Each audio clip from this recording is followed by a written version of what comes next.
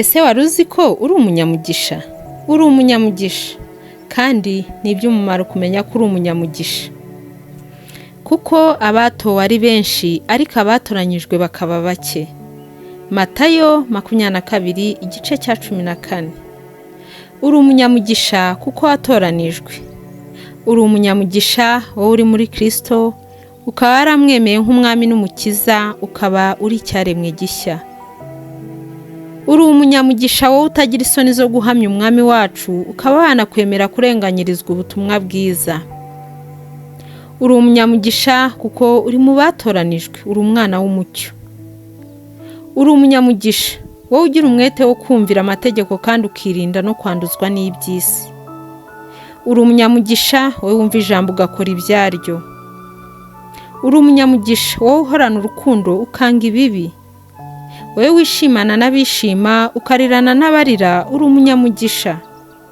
Wowe utitura inabi mugenzi wawe yakugiriye, ahubwo ukabana n'abantu bose amahoro, uri umunyamugisha.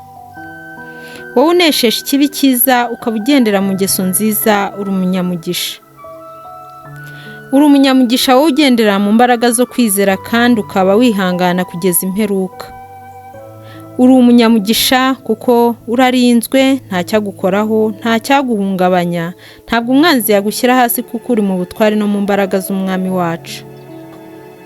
Uri umunyamugisha kuko wahamagawe n'umwami wacu, warangiza ukabyuka ukamwitaba ntiwinangire umutima. Uri umunyamugisha wowe ukunda Imana n'umutima wawe wose n'ubugingo bwawe bwose n'imbaraga zawe zose. Uri umunyamugisha wowe wahaye Yahwa ubuzima bwawe bwose. Uri umunyamugisha wowe ugendera mu kuri no kwizera, ukaba utwikiriwe n'ubuntu bw'Imana. Uri umunyembaraga, uri umunyamugisha muri iyi si kuko iyo uri mu Mana uba ukunzwe n'Imana kandi urinzwe, uriho igitinyiro cyayo. Iki ni cyo gihe cyawe cyo kugendera mu butware n'imbaraga z'umwami wacu. Ba umudamu, umugabo, umukobwa cyangwa umusore uri mu butware bw'iyamuhamagaye kuko umaze kumenya ko uri umunyamugisha.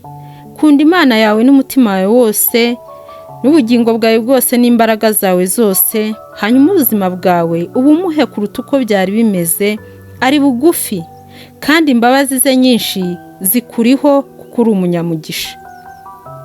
Ongera umushakira umwanya kuko iki ni cyo gihe. Yaduhaye inzira yo kumugana, hanyuma aratwemera. Ni urumuri rutumurikira niyo twaba twataye inzira, ahora dutegereje ngo atubabarire. Urukundo rwanyu rwe kugira uburyarya. Mwange ibibi urunuka, muhorane n'ibyiza. Ku byo gukunda bene data mukundane rwose, ku by'icyubahiro umuntu wese ashyira imbere mugenzi we, ku by'umwete ntimubibyangwe, muhirimbane mu mitima mukorera umwami wacu. Mwishime mufite ibyiringiro, mwihanganira amakuba, mukomeze gusenga mushikamye, mugabanya abera uko bakennye, mushishikarire gucumbikira abashyitsi. Ababarenganya mubasabire umugisha, mubasabire ntimubavume. Mwishimane n'abishima, murirane n'abarira. Muhuze imitima, ntimukararikire ibikomeye, ahubwo mwemere kubana n'ibyoroheje. Ntimukiyite abanyabwenge. Ntimukiture umuntu inabi yabagiriye, mwirinde kugira ngo ibyo mukora bibonekere abantu bose ko ari byiza. Niba bishoboka murwanye uruhande, mubana amahoro n'abantu bose. Bakundwa, ntimwihoranire ahubwo mureke Imana ihoresha uburakari bwayo, kuko byanditswe ngo guhora ni ukwanjye. Ninjye uzitura, niko Yahwa avuga.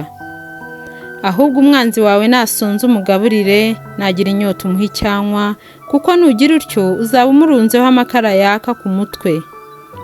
Ikibi cye kunesha, ahubwo unesheshe ikibi cyiza. Muhabwe umugisha. Haleluya. Muhimbaze Yahwa.